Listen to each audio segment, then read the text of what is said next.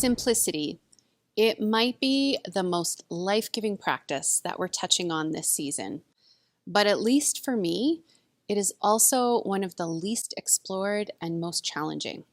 Because every day we're being formed by mass propaganda that tells us that we are what we have and that security is achieved by the balance in our savings account. We are constantly being promised that happiness and contentment are just on the other side of a new pair of shoes, a new house, or a new piece of technology. Richard Foster puts it this way: we crave things we neither need nor enjoy to impress people we do not like.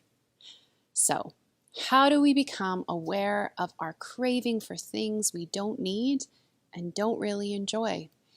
How do we curb our compulsion to impress people we do not like, or in the case of social media, even know?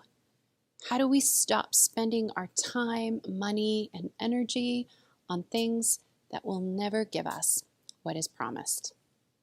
We practice simplicity. Simplicity at its heart is the lived out belief that the life God promises, a life of depth and abundance, is available to us right now through Jesus and is not dependent on how much or how little we have. And the practice of simplicity puts our attachments to our things back in order, because often our stuff, our jobs, our time, our talents, all can become a barrier to experiencing God's goodness because our energies are misdirected as we try to secure and control what we have instead of receiving it all as a gift. In short, we worship the gift and not the giver. So, the first practical step for living a life of simplicity is practicing gratitude.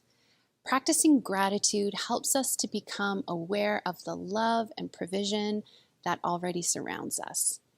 It nurtures trust in the care of God and helps us release our grip on the stuff that we have.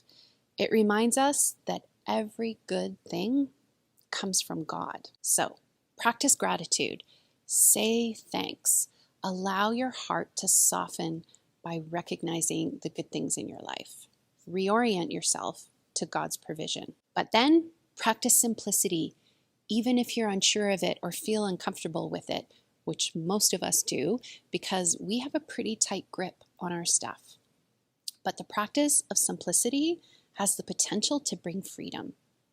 And here are some easy ways to practice simplicity. Number one, and this is so easy, so simple, but so hard: buy less. Purchase things for their usefulness and not for their prestige or just because they're the latest trend.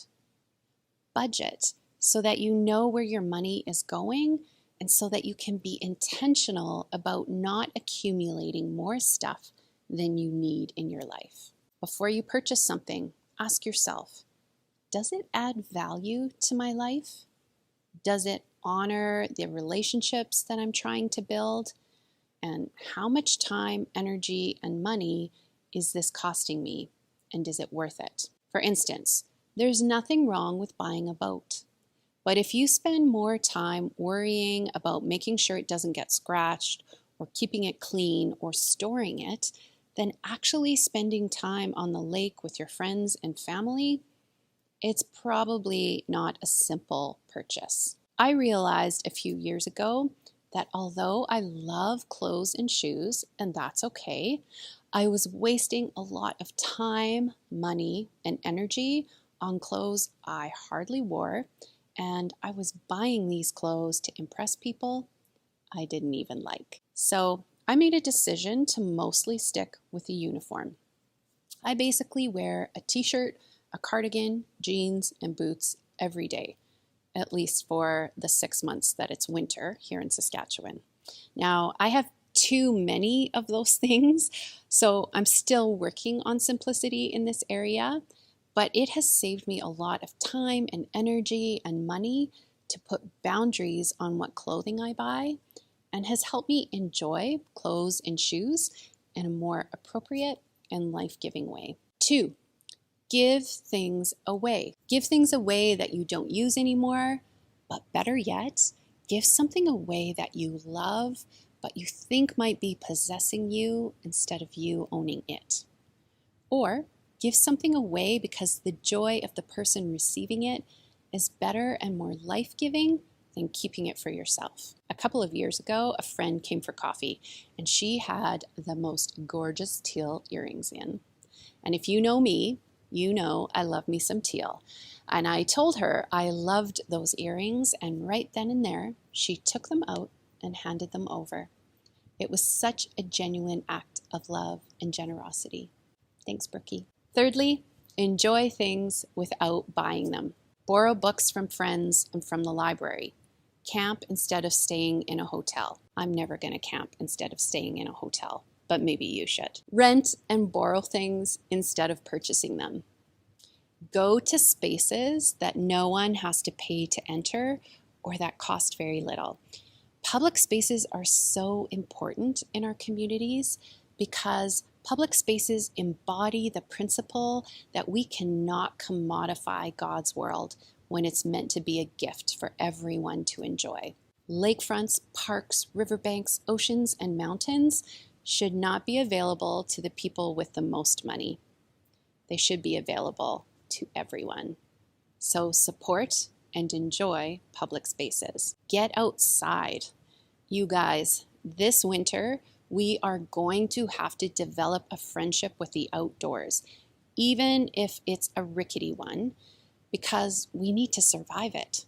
We're going to have to embrace and accept that balmy weather is minus 15 for the next 5 months, and put our snow pants on and go for a walk. Where else are you gonna go? Enjoy the simple pleasures that don't cost anything. The sparkle of Christmas lights on the snow. It's so beautiful out there right now.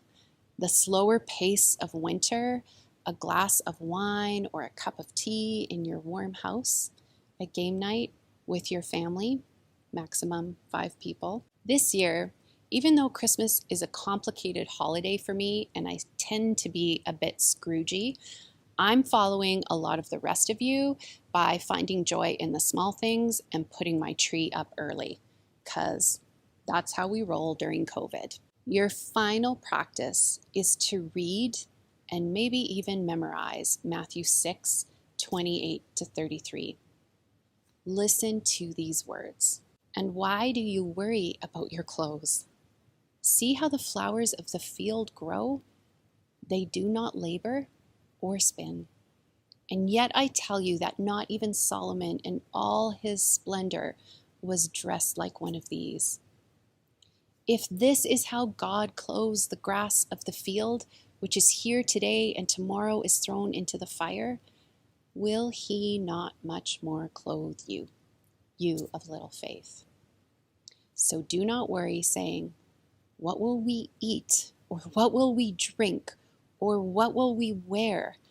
For the pagans run after all these things, and your heavenly Father already knows that you need them. But seek first his kingdom and his righteousness, and all of these things will be given to you as well.